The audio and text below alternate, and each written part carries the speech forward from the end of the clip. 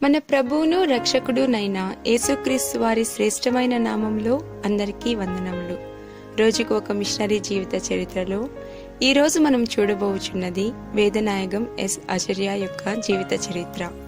జననం 17/8/1874, మరణం 1/1/1945, స్వస్థలం ట్యూటికోరిన్లోని వెళ్లాలం విలై, దేశం భారతదేశం, దర్శన స్థలము భారతదేశం. వేదనాయగం శామ్యూల్ అజర్య ఒక ఆంగ్లికన్ సంఘ పాదిరి అయిన థామస్ వేదనాయగం యొక్క కుమారుడు. 15 సంవత్సరాల వయసులో అతను తన తండ్రిని కోల్పోగా అతని తల్లి కఠినమైన క్రైస్తవ నీతి నియమాలతో అతన్ని పెంచారు. క్రైస్తవ మిషనరీ బోర్డింగ్ పాఠశాలలలో విద్యాభ్యాసాన్ని సాగించిన అతను మద్రాస్ క్రిస్టియన్ కాలేజీలో గణిత శాస్త్రాన్ని అధ్యయనం చేశారు. అనారోగ్యం కారణంగా అతను చదువును పూర్తి చేసి పట్టా పొందలేకపోయినప్పటికీ నాయకత్వ లక్షణాలతో ఆశీర్వదింపబడిన యువకునిగా అతను ఎదిగారు. 19 సంవత్సరాల వయసులో అతను Young Men's Christian Association YMCA అనగా క్రైస్తవ యువకుల సంఘంలో సువార్థికుడిగా చేరారు. తదుపరి దక్షిణ భారతదేశానికి ఆ సంస్థ యొక్క కార్యదర్శి అయ్యారు.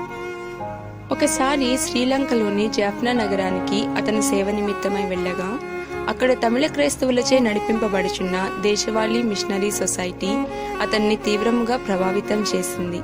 భారతదేశంలో సంఘము అభివృద్ధి చెందుటకు మరియు సామాన్య ప్రజలను క్రీస్తు వైపుకు నడిపించుటకు పాశ్చాత్య ప్రభావం కంటే స్వదేశీ నాయకత్వం మరింతగా తోడ్పడుతుందని అతను గ్రహించారు.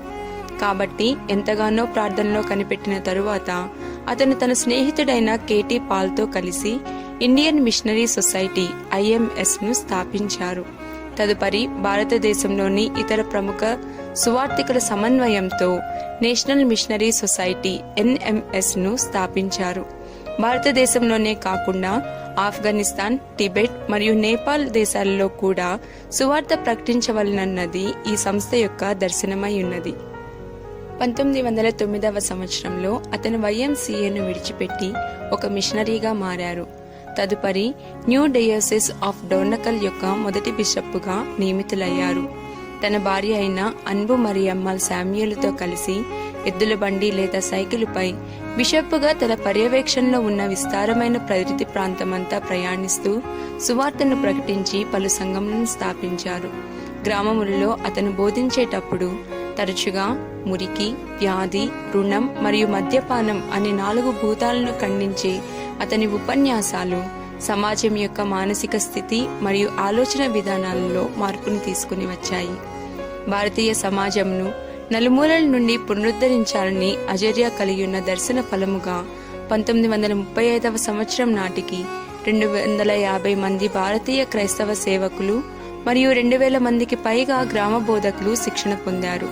అతను ఒక ప్రసిద్ధ క్రైస్తవ నాయకుడు మాత్రమే కాదు, ప్రేమానురాగాలతో నిండుకున్న వ్యక్తి కూడా కాగా ప్రజలు అతన్ని ఆప్యాయంగా తండ్రి గారు అని పిలిచేవారు. ప్రియమైన వారలారా, మీ యొక్క సాక్ష్యం మరియు పరిచర్య సమాజంపై ఏ విధంగా ప్రభావాన్ని చూపుతున్నాయి? ప్రభువా, సమాజంలో సామాజిక మరియు ఆత్మీయ మార్పులను తీసుకుని వచ్చే ఒక సాధనముగా నన్ను చేయుము. ఆమేన్.